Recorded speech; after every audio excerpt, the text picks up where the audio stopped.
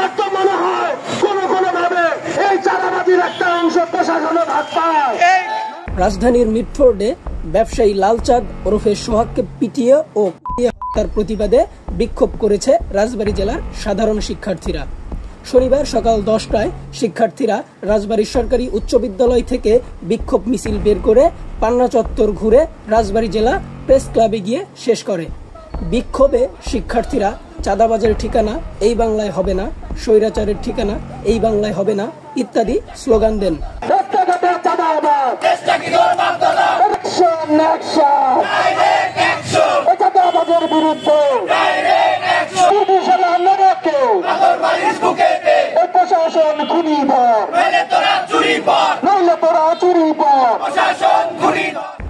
সেখানে সংক্ষিপ্ত সমাবেশে তারা হত্যাকাণ্ডের প্রতিবাদ ও বিচারের দাবি করেন।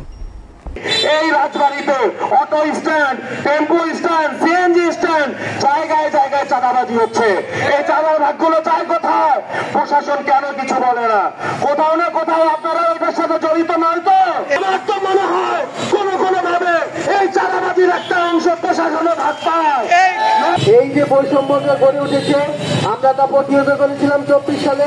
যদি আবার এরকম বৈষম্য করতে থাকে তাহলে এরকম 24 আবার হবে। এই দেশের জন্য 1 বছর ধরে লড়াই করে যাচ্ছি, ইনশাআল্লাহ আরো লড়াই করে যাব। আমরা বিএনপির ভারপ্রাপ্ত